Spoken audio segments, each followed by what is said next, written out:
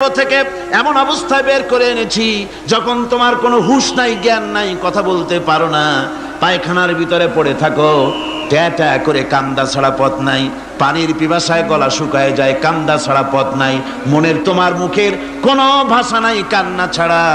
আমি তোমার এমন আল্লাহ, আমি তোমার এমন স্রষ্টা, আমি তোমার এমন রব। তোমার ভাষা নাই বলে মায়ের কলিজার ভেতরে আমি তোমার প্রতি এক দুর্বিনীত মহব্বত পয়দা করে দিয়েছি। তোমার কান্না তোমার মায়ের বুকের মধ্যে শেল বিঁধে যায়। তুমি যখন কাঁদো, কান্নার আওয়াজ যখন মায়ের কানে চলে যায়, হাজারো কাজ ফেলে মা দৌড়াইয়া বাচ্চারে কোলে নেয়। কি খাবে কেউ তৈরি করে না। আল্লাহ রাব্বুল আলামিন বলে, বান্দারে দুনিয়ায় আসার আগে তুমি কি খাবে, খাবারের বন্দোবস্ত আমি আল্লাহ করেছি, আমি এমন স্রষ্টা। তুমি দুনিয়া আসার 6 মাস আগে তোমার মায়ের বুকের ওপরে তোমার খাদ্য গরম করে আমি আল্লাহ রিজার্ভ করে রেখে দিয়েছি। সেই খাদ্য শুধু খাদ্য নয়, রোগের প্রতিষেধক, এটা ওষুধ। আজ বিজ্ঞানীরা, চিকিৎসা বিজ্ঞানীরা বলছেন মায়ের দুধ সন্তানের খাদ্যের, মায়ের দুধের চাইতে কোনো বিকল্প কিছুই নাই।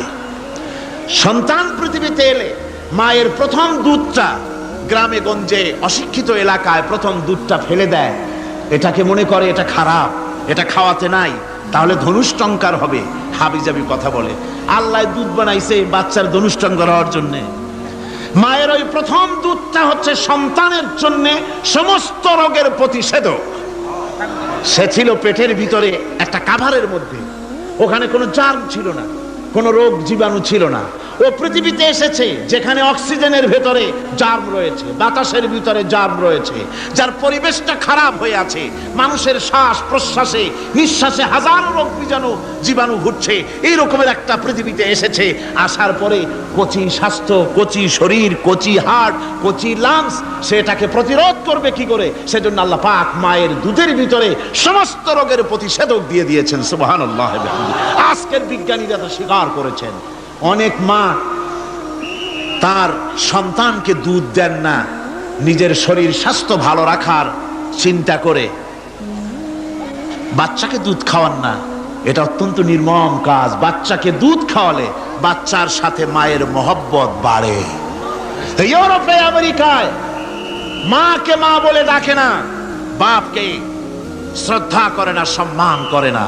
তার কারণ সেখানে মায়েরা তার সন্তানদেরকে কোলে নেয় না, সন্তানদেরকে ফিডার খাওয়ায়।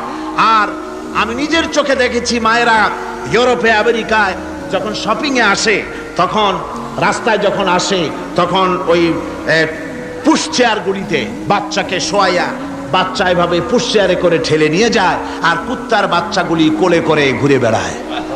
কুত্তার বাচ্চা কোলে নেয়, নিজের বাচ্চা পুশ চেয়ারে করে ঠেলে। সেই জন্য মায়ের প্রতি সন্তানের মহব্বত হয় না, সন্তানেরও মায়ের প্রতি কোনো শ্রদ্ধা জাগে না। আল্লাহর কি ব্যবস্থা! মায়ের কলিজার মধ্যে মহব্বত পয়দা করে দিয়েছেন আল্লাহ পাক। মায়ের বুকের দুধের ভিতরে আল্লাহ রাব্বুল আলামিন, আল্লাহ পাক বলছেন, আমি মানুষ সৃষ্টি করেছি আর তার সমস্ত প্রয়োজন মিটিয়েছি, তার খাবারের সব প্রয়োজন মিটিয়ে দিয়েছি। দুধটাকে ঘন করি নাই হজম করতে পারবে না বলে।